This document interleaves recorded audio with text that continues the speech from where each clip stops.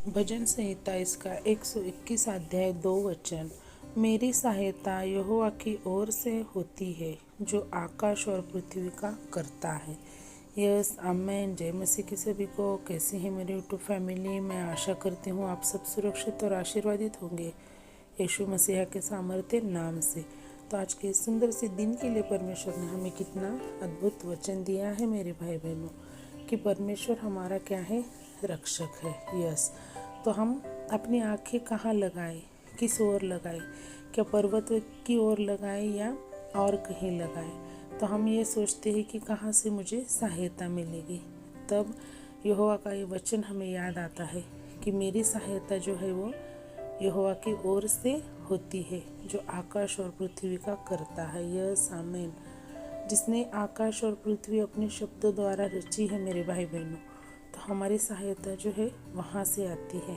और यहोवा हमारा क्या है, सहायक है, जो हमें हर मुसीबत से बचाता है, जहाँ हमारे पैरों में ठेस ना लगे पत्थर से, इसलिए वो हमारी सदैव रक्षा करता है। जहाँ हम कहीं मुसीबत में हो वहाँ पर वो हमारे लिए क्या, सुरक्षा कवच बनता है। और हमें रात के अंधेरे में भी हमें वो रोशनी दिखाता है। जहाँ हमारे हर समय हमारे अगर प्राणों पर भी अगर कोई विपत्ति आती है, तब भी परमेश्वर हमारी वहाँ पर रक्षा करता है और सदैव वो हमारे साथ रहता है, सदा हमें अपने निकट रखता है और हमेशा हमारी सहायता करने के लिए परमेश्वर यहोवा जो है वो तत्पर है।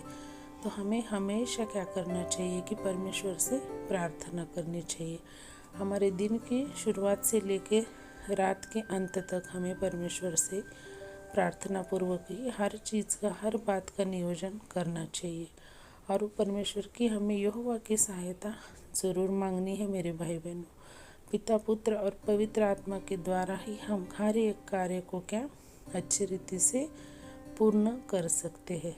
तो इसलिए हमें हमेशा याद रखना चाहिए कि हमारी सहायता जो है वो यहोवा की ओर से आती है, जिन्होंने आकाश पृथ्वी की निर्मित जो शब्दों द्वारा की है।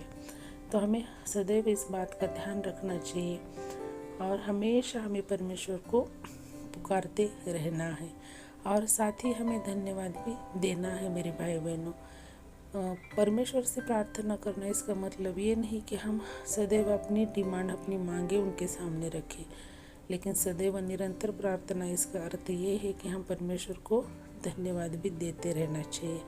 सदैव हमें परमेश्वर से धन्यवाद करते रहना चाहिए।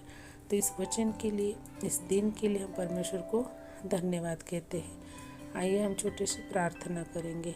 Hallelujah hallelujah. आकाश पृथ्वी के निर्माण करता बापा, हम यीशु मसीहा के सामर्थ्य नाम से आपके चरणों में आते हैं मेरे राजा। इस दिन के लिए, इस वचन के लिए, इस समय के लिए हम आपको कोटि कोटि धन्यवाद कहते हैं। कितना अद्भुत वचन आपने हमारे लिए दिया है मेरे खुदा।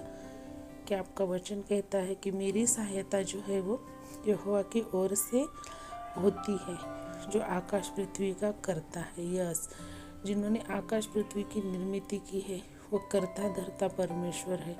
तो मेरी जो सहायता है वो यहोवा की ओर से आती है, होती है। तो मुझे किस बात का डर है, जो आज उनके दैनिक परिस्थिति के चलते जो मेरे भाई बहन आज परमेश्वर के वचनों से दूर जा रहे मेरे प्रभु, उन तक इस वचन को आप ज़रूर पहुँचाइए। उन तक आप इस वचन को ज़रूर पहुँचाइए ताकि वो इस वचन के द्वारा आशीषित हो सके, उनके भी जीवनों में ये वचन कार्य कर सके और उनकी परिस्थिति से उन्हें बाहर निकलने में ये वचन उनमें सहायता करे और हिम्मत भरे। तो इस वचन के द्वारा जैसे मैं आशीषित हुई हूँ, मेरा विश्वास है मेरे खुदा कि वो भी मेरी फैमिलीज़, मेरे भाई बहन जो मेरी यूट्यूब की फैमिली है वो भी आशीषित होंगे, मेरा विश्वास है। और हमारी सहायता जो है यहोवा की ओर से है। इस वचन को हम कभी भूलने न पाए मेरे राजा। इस वचन को हम अपने हृदय में ग्रहण करके हमेशा इस वचन पे हम चले। इस वचन के हमें घोषणा करते रहने चाहिए। इस बात का हमें आप हमेशा याद दिलाते रहिए। तो फिर एक बार मेरे राजा, इस वचन के लिए, इस दिन के लिए हम आपको शुक्रिया कहते हैं। छोटी सी प्रार्थना यीशु मसीह के सामर्थ्य नाम से मांगते हैं, पिता सुने और कबूल करें। आमेन। जय मसीह की सभी को शालोम। प्रभु यीशु मसीह की शांति हम सभी के साथ हमेशा बनी रहे यीशु मसीहा के दूसरे आगमन तक। तो मिलते हैं एक बार ऐसे ही अद्भुत वचन के साथ। तब तक के लिए सभी को जय मसीह की। Praise the Lord. Shalom and thank you so much.